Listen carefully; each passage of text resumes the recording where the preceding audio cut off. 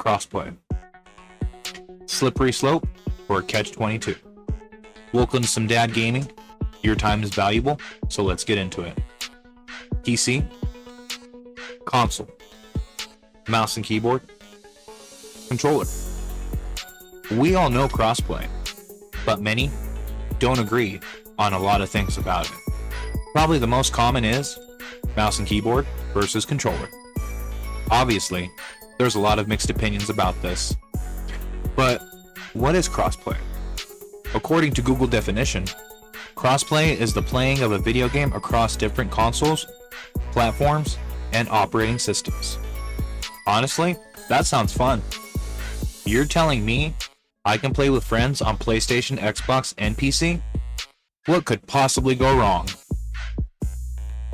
Well, a big portion of the FPS communities dislike it very much.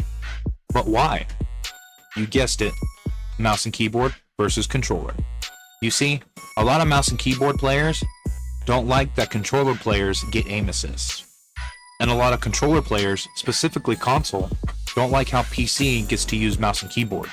So, who's right? How do we find that out? Well, let's look at where mouse and keyboard and controller were before crossplay. You see, PC has always had mouse and keyboard and controller support for a long time. So why would mouse and keyboard players even be bothered? Well, PC players for a long time always had the option to select mouse and keyboard or controller. But most platforms always had their own servers. So controller and mouse and keyboard used to be separate, even on PC. And mouse and keyboard players have always been told that any assisted aim is considered cheating and bannable. Because mouse and keyboard has always been the dominant input in almost any game, but on a platform where the capacity to cheat is practically endless. Wall hacks, reduced damage taken, increased damage given, shooting through walls, spoofing, flying tanks across the map, which is the only one anyone cares about, which is the only one anyone says is enough proof, which seems to be the only one that is enough proof of someone cheating. And of course, any form or level of assisted aim, such as soft block, soft aim, aimbot, many different strengths and variations. So the mouse and keyboard community has had their own standard for years, especially in highly competitive tournaments. But hold on, mouse and keyboard players, before you start saying I told you so, I'm not done. Let's dive into controller and console. You see, until recently, console has always used controller, because console was supposed to be for the casual gaming, like Super Mario Bros. And Crash Bandicoot. Making what we have today with Xbox, PlayStation, and Nintendo. Fortunately, Nintendo went a very different direction the last several years, which was a great move for them. The Super Mario Bros. Movie was based. Even my kids loved it. But Xbox and PlayStation have always gone head-to-head, with exclusives, pricing, and always trying to be the next best console. They literally made mini PCs that work 10 times better than mini PCs, and can play AAA gaming titles along with the most expensive PCs. So why would controller console players even care about mouse and keyboard? Because even with them being able to hold 120 frames on Cyberpunk, most gaming companies don't offer mouse and keyboard support for console. Even if they do, like on Warzone, it's nowhere near the mouse and keyboard input support on PC. In fact, for years, gaming companies like Activision, Ubisoft, EA, and many others all considered mouse and keyboard on console cheating, for a few reasons like input spoofing, such as Zemming and Cronus. Devices that not only gave you PC mouse and keyboard input response on console, you'd still get aim assist from controller. They also do zero recoil, speed strafing, damage crouch, long jump, speed running.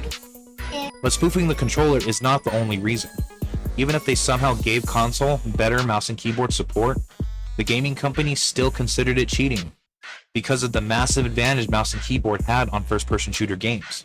So even if you played Rainbow Six, COD, Halo, and played with a non-macro input converter with aim assist off, you'd still be banned.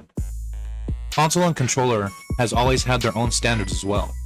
So each side of mouse and keyboard and controller have been told the exact opposite for years. Like most mouse and keyboard players saying aim assist is an unfair advantage, which is true. And controller players saying mouse and keyboard is an unfair advantage, also true. Now that leaves us with our main question. Who's right? Well, no one. But I can say for sure who's wrong. The AAA gaming companies that threw us all in the same lobbies. All saying the exact opposite of what they said a few years ago. I mean, if you think about it, you can't mention crossplay without mentioning cheating. Because according to their rules, everyone's cheating. Just kidding. That's a whole nother video on its own. Let's just say in the US, there's over 200 million gamers and hundreds of millions of dollars made in $1 billion gaming store from selling devices like Cronus and Zim. That's not even including strike packs or the many other stores, devices, and third-party programs out there. But that just brings up more questions. Is crossplay inciting cheating? Do both sides feel it's so unfair that PC MNK players are using third-party for aim assist, and console players are using mouse and keyboard input converters? So, can we trust the most toxic gaming community to be honest about who's using it, about who's not using it? Or is it just part of the culture to cheat?